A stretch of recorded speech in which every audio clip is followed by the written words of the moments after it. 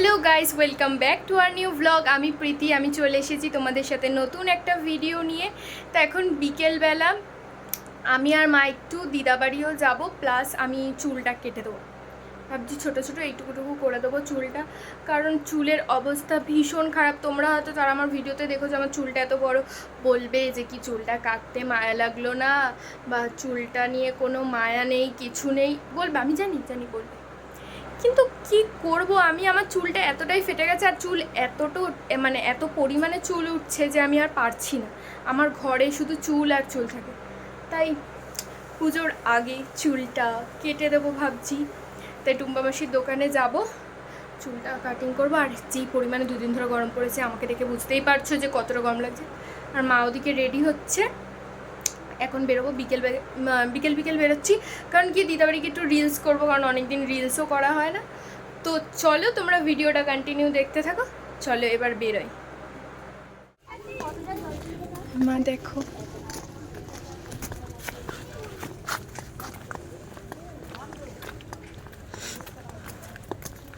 ঘামেতে না মানে গা হাত পা পুরো একদম চ্যাপ চ্যাপ করছে। এখন মা আর আমি যাচ্ছি। এবার সবাই জানো যে কি, এবার আমরা টোটোতে উঠবো, কারণ এটাই আমি বলি আর তোমরাও এখন জেনে গেছো।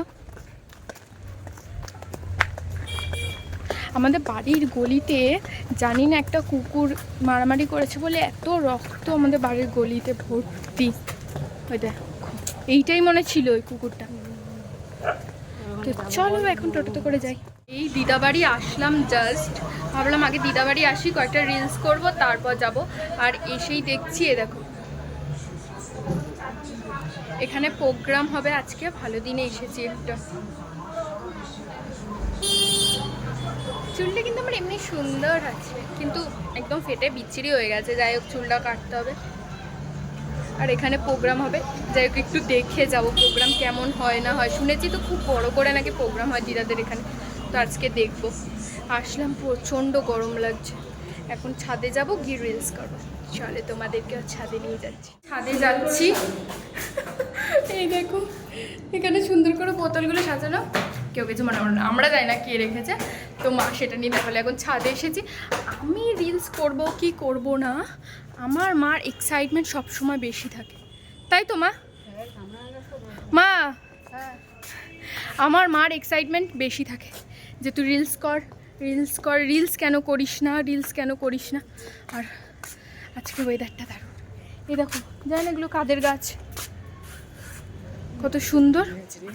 আর কামড়া গাছ থেকে পুঁতেছে। আর দেখো, ও আচ্ছা অন্য, এই দেখো ফল ধরেছে ছোট্ট ছোট্ট।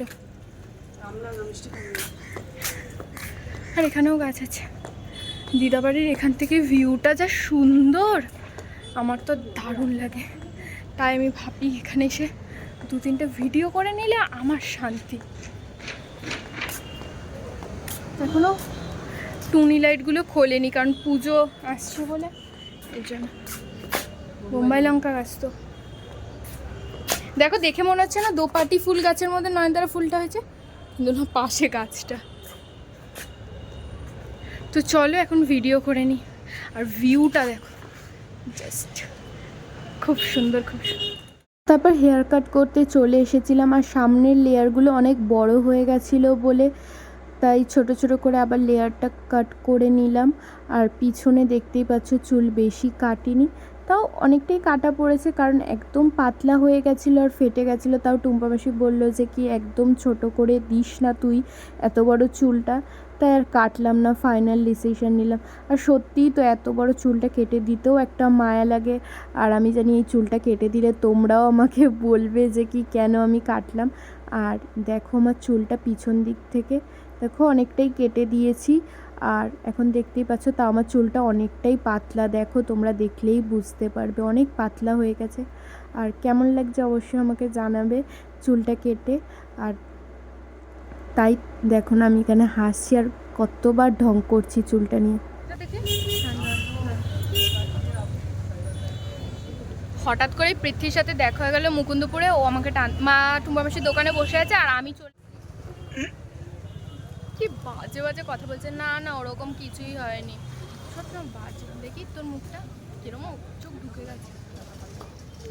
তো আমরা এখন কিছুক্ষণ এখানে বসবো 5-10 মিনিট, তারপর আমরা আইসক্রিমটা খুব ভালো রে, কেশর পেস্তা।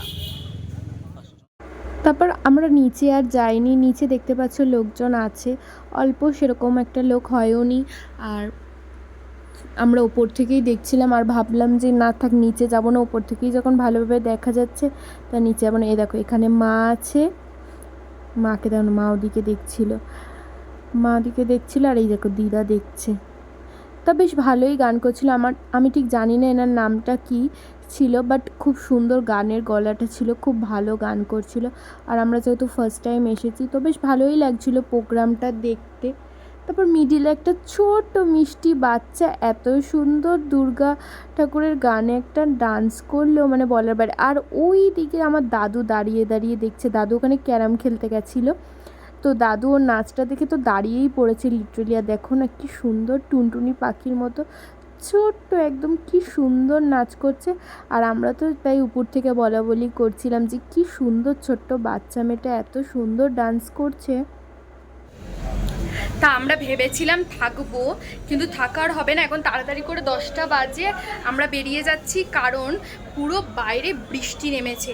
আর এখন যদি বাড়ি না যাই, আর এমনিও ওরা বক্স ঢেকে দিচ্ছে, তাই আমরা ভাবলাম যে বাড়ি চলে যাই।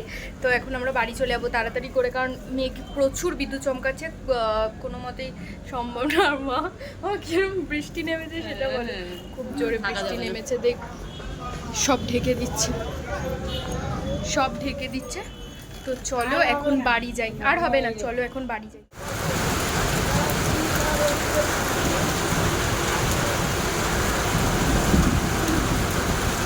এখন টোটো পাচ্ছি না, এত বাজে অবস্থার বৃষ্টি পড়ছে, আর টোটোও নেই তার উপর, আর কোনো গাড়িই যাচ্ছে না ক্ষুদিরাবাদ।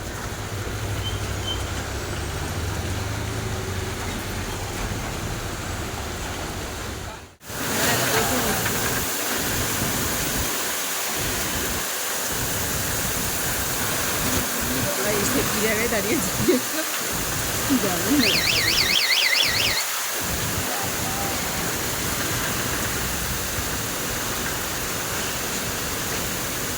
এটা ঝড় হচ্ছে কিন্তু, ঝড় প্রিয়াঙ্কা দেখ, কিন্তু ঝড় অনেক